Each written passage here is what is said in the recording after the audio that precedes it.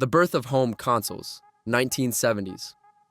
The story begins in 1972 with the Magnavox Odyssey, a simple, almost primitive machine that could only display white blocks of light on a screen.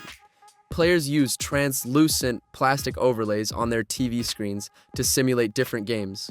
Despite its clunky design, the Odyssey proved one thing: people wanted video games in their living rooms. Then, in 1977, the Atari 2600 came along and revolutionized gaming forever. Its interchangeable cartridges meant one console could play dozens of games, which was mind-blowing at the time. Suddenly, titles like Space Invaders and Pac-Man became household names. By the end of the decade, video games had gone from a niche experiment to a booming industry, and the seeds of console wars were planted. The golden age of 8-bit, 1980s. The gaming industry underwent significant changes throughout the course of the 1980s. The sector came dangerously close to total failure in 1983 as a result of the market being inundated with games of subpar quality. Nintendo, however, came to the rescue just 2 years later with the release of the Nintendo Entertainment System, NES.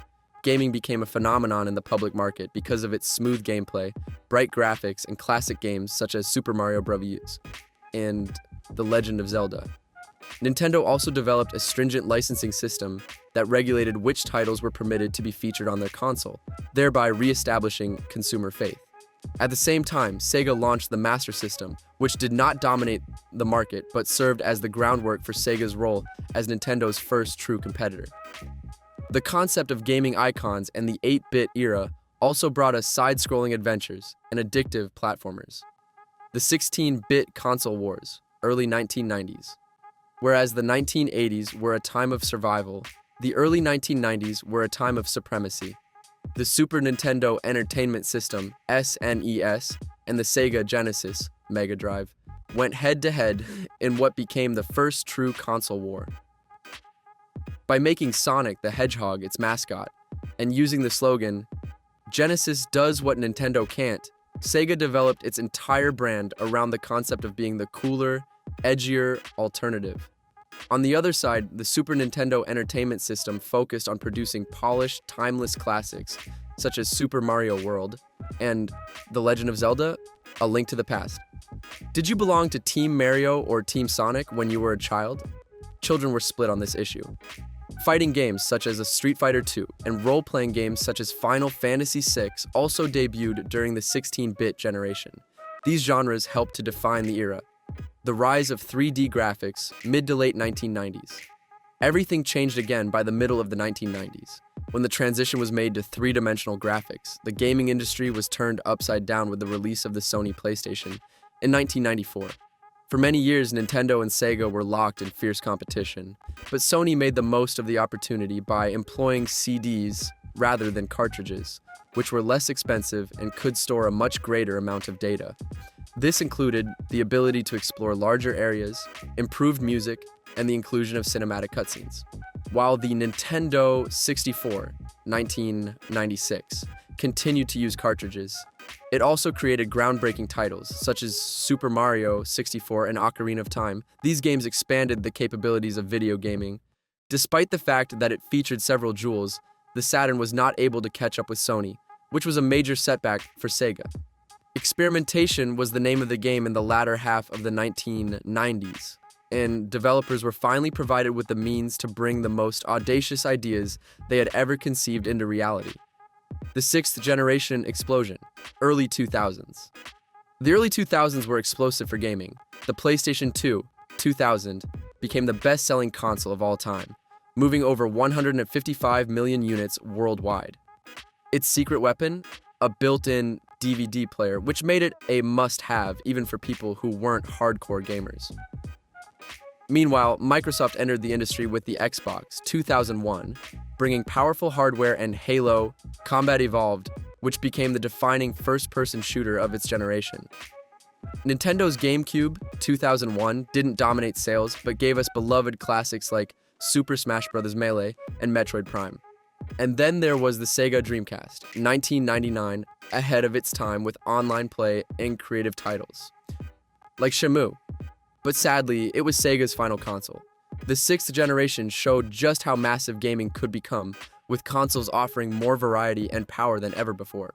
HD graphics and online worlds, mid to late 2000s, gaming was transformed permanently by the seventh generation.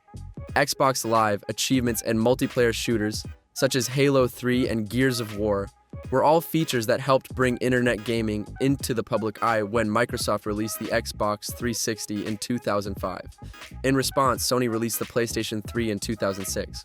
Although it was pricey at the time of its launch, it did introduce the Blu-ray disc and several of the greatest exclusives of all time, such as The Last of Us and Uncharted 2.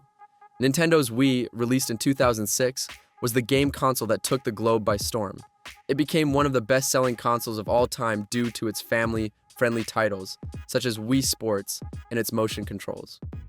All of a sudden, a group of people that included grandparents, children, and others who did not regularly play games began to play together. This period in time was significant because it was the first point in history at which gaming was considered a social activity that took place both on the internet and in person. The modern era of gaming, 2010s. All of the foundations that consoles had previously established were improved upon in the 2010s. The PlayStation 4, which was released in 2013, was centered on power, a sleek design, and a huge collection of exclusive titles, such as Spider-Man and God of War.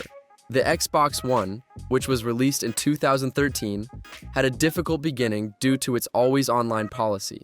However, it eventually made a comeback with the introduction of services such as Game Pass, which transformed the way that people access games. Nintendo then surprised everyone by releasing the Nintendo Switch, which was a game console that took the market by storm when it was released in 2017. It was a stroke of genius to create a hybrid design, allowing it to be played on a television at home or taken on the move. And it yielded timeless successes like as Breath of the Wild and Mario Kart 8 Deluxe. Gaming had long since transcended the boundaries of a simple hobby and had evolved into the most successful entertainment industry in the world, surpassing the film and music industries when taken together. The next-gen leap 2020s. Now we arrive at today. The PlayStation 5 2020 and Xbox Series X/S 2020 pushed the boundaries with lightning-fast SSDs, ray-traced graphics, and almost instant load times. These machines deliver near photorealistic visuals and huge seamless worlds. But the 2020s aren't just about hardware, they're about cloud gaming. Services like Xbox Game Pass, PlayStation Plus Premium, and Nvidia GeForce Now point to a future where you might not even need a console, just a screen and an internet connection. Nintendo is still innovating with the Switch lineup, and rumors swirl about what comes next. After 49 years, the industry shows no signs of slowing down. If anything, the next decade may change gaming even more than the last four combined.